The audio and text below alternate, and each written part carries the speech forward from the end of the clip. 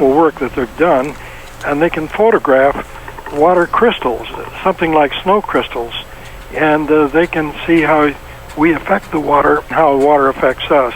If you're interested, we could be in touch, and I'll give you the information on this. Gentlemen, could you please stand by? We're going to move to a break, and we're going to shift gears.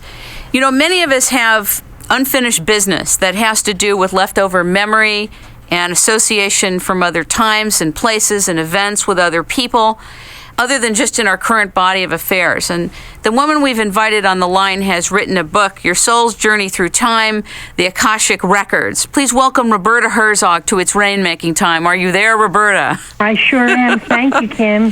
This is a fabulous show. Thank you very much. You have a fabulous book, and that's why I've invited you on here. I was wondering if you could explain not an easy concept about the Akashic Records, because you're one of the few people in the world to ever write about it. Yes, I'd be happy to. The Akashic Records are records of lifetimes that everyone has lived on this planet. And many people have issues that are past lifetime oriented with their interpersonal relationships, with their health, with their vocation, their purpose in life, just about everything. And they keep going round and round in circles. They don't know exactly what they need to do, and it's cyclic. They go to therapists, and the therapist can help them with good modalities academically, but they hit a wall because many times the issues are past life. And so people have come to me for the past 33 plus years. That's a long time. And they say, look, I keep going around and around. This thing's kept coming up again and again and again. What can I do? So if the cause of what they're traveling through is in at least one or more prior lifetimes, I'm able to tell them this is a civilization, this is a time period, this is what they did, this is what was said to them. So we treat the cause and not the effect. And within an hour's time, it is very evidential. It's a work that I've done all my lifetime, and I've just finished writing a book on the subject called The Akashic Records. Get it on my website. It's my name, robertaherzog.com. You are also a religious scholar, are you not? Yes, I've studied for many decades world religions, esoteric sciences, metaphysics, and so forth. And it's been a privilege to do this. As a matter of fact, some weeks ago when you had Mr. Cox on, I recognized his name because I have a lot of the back issues of the Pyramid Guy, and it was wonderful. So I'm so glad he's back on today. Well, thank you for being here, and if those of you would like to pick up Roberta's book, and it really is a very, very elegant explanation, context for our lives, no matter what religion you're from. Tell them the name of the book, Roberta. It's called The Akashic Records, Your Soul's Journey Through Time, and it can be gotten exclusively through me at www.robertaherzog.com. Thank you for tuning in. Thank you for being here, Roberta. Wonderful show. Okay, we're back to It's Rainmaking Time. We have a cadre of pretty heavy hitters in the water business and industry. I'd like to bring John Evans back on. This is very interesting. I'd like to put my input. I consider myself a practical scientist. I know, I think maybe a few of your listeners could be a little bit confused over certain elements in our conversation. So what I do, I like to take all these principles and put them into practical use and use experiments to make certain everything works. To give you an idea, just with the ant, sting situation, I've had people who've used these vortex water, what I'll call vortex water or energy water, where they've lived in cities with very highly chlorinated water. And one girl in Ireland, she couldn't even bathe. She'd go to my daughter's house to take a shower. And she got one of these units, and she just couldn't believe it. And now she can shower in her own apartment. And another lady in Monterey, California, couldn't drink her water for over 20 years. And she got one of the units, and now she can drink the water. And same way with a gentleman in Las Vegas. So that's just the chlorine element of it. But as far as growing elements, that's a whole other thing altogether.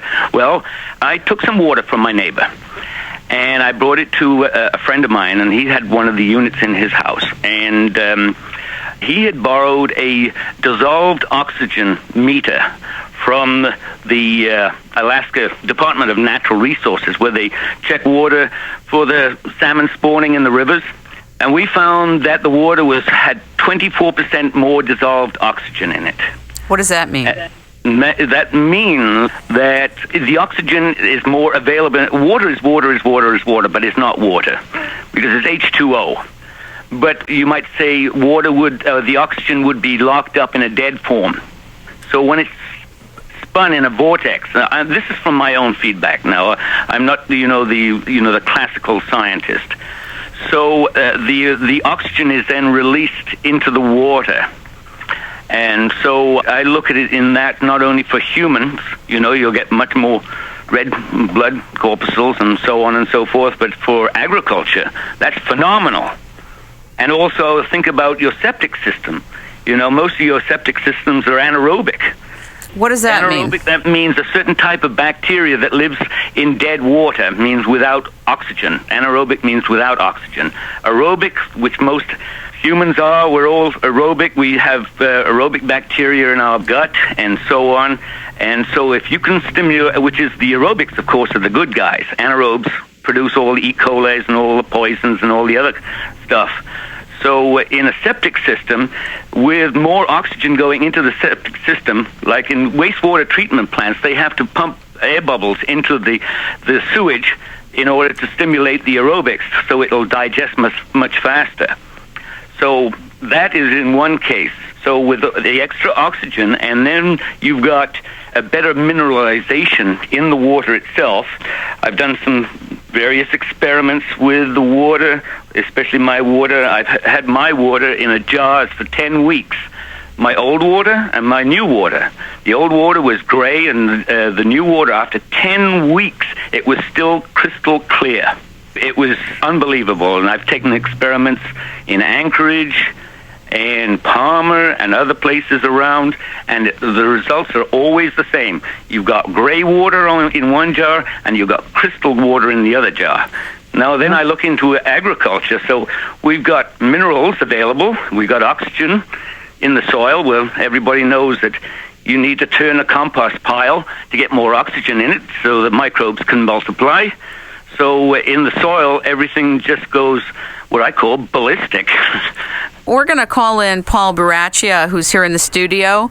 Paul, do you have any questions for any of the gentlemen who've been presenting? Yes, and I'm delighted to be here with this fine group of minds. And my background is beginning in the social justice areas of dealing with environmental pollution and water pollution, fluoridation. I worked with the late Dr. John Yamayanis in fighting to stop the pollution of public water with a variety of chemicals, primarily hydrofluorosilicic acid.